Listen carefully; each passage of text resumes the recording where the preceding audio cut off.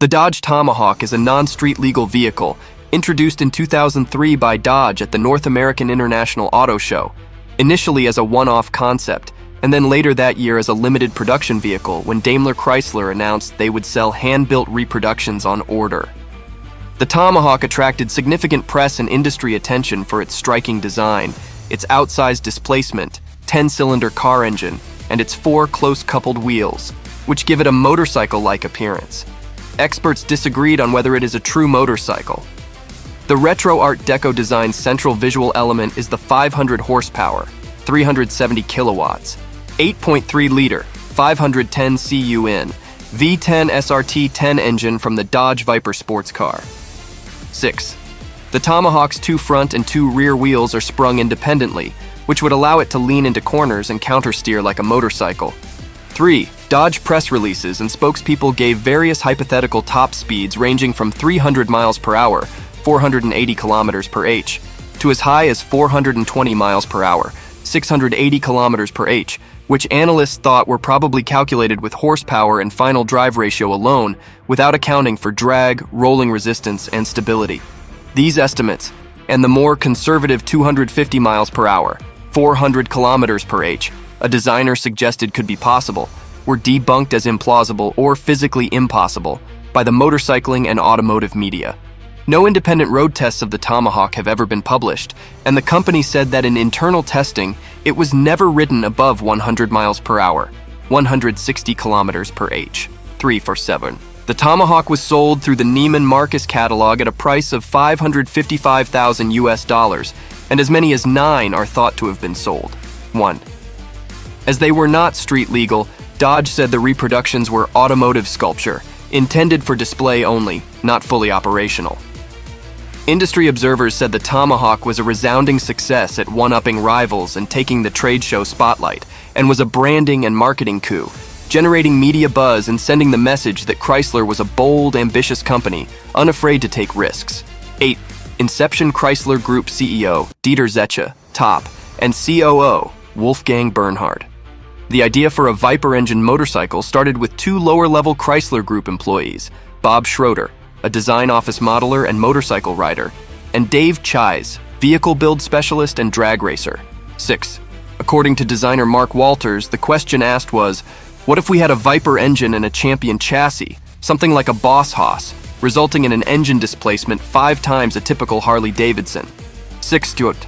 The low-volume Boss Hoss motorcycle is built around a 5.7L, 350 CUN, Chevrolet V8, and the largest displacement mass-produced motorcycle is the 2.3L, 140 CUN, Triumph Rocket 3, neither anywhere close to the 8.3-liter 510 CUN Viper engine. 11.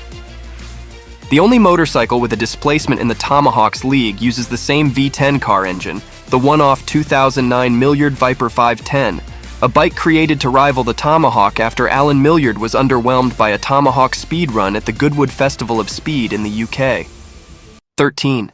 Schroeder and Chise took the proposal to Senior Vice President of Design Trevor Creed, who initially said, "We don't build bikes," but still allowed some design sketches to be created, which were mind-blowing enough to bring Creed on board. 10s. They eventually took the idea to Freeman Thomas, Daimler Chrysler VP of Advanced Design, who assigned Mark Walters to join the effort. 6. Thus, Thomas suggested using 2 front and rear wheels because a single wheel would look thin next to the unusually wide engine inspired by the 4-wheeled light cycles in the film Tron. Walters anticipated howls from bikers that this would make it not a motorcycle, but he felt uniqueness was more important, and imagined the appearance with only a single wheel in front of and behind the engine would have been visually unbalanced, saying he would like to see it made that way for comparison. 10.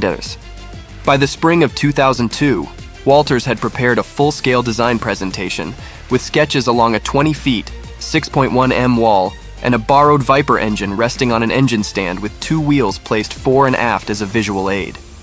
This was presented to Chrysler Group COO, Wolfgang Bernhard, and CEO Dieter Zetsche, who gave their immediate approval. 6. The design was the work of Chrysler staff designer Mark Walters, who built the vehicle around the Dodge Viper 8.3-liter, 510 CUN V10 engine. 6.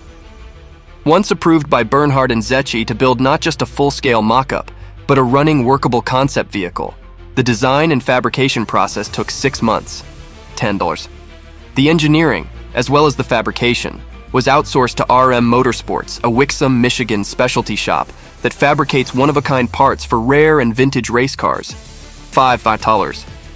Walter said Kurt Bennett at RM handled the task of making Walter's sketches a physical reality that was mechanically sound. 10s. Walter's early sketches had a front suspension that looked something like an Elf Honda racing motorcycle's hub center steering, from which RM designed a new patented front and rear swing arm suspension that allows both parallel wheels to lean together, keeping all four in contact with the ground and allowing countersteering. 10s. The Tomahawk was intended, unlike many concept vehicles, to be a functional runner that had to work, as well as have a finished appearance, since the mechanical parts would be exposed to view. The V10 engine needed several design changes. To position the engine lower to the ground, the lubrication system was changed from wet sump to a dry sump type, moving the under-engine oil sump to a tank located in front of and to the left of the engine. 10. The car-style single radiator out in front of the engine was changed to 2 smaller radiators and fitted into the V-shaped space above the engine, where cooling air is force-fed using a belt-driven fan sourced from a Porsche 911. $10. Suspension. The Tomahawk has an independent suspension on all 4 wheels, designed to allow the rider to counter-steer and lean into turns like a tilting 3-wheeler. There is a hub-center steering-style swing arm connected to the outboard side of each of the 2 front wheels, with a steering link connected to the handlebar shaft. 10. There is very little lock-to-lock steering range, only about 20 degrees on either side of center, so the turning radius of the Tomahawk is large, only a little tighter than an SR71, said motorcyclist Jeff Carr. 10.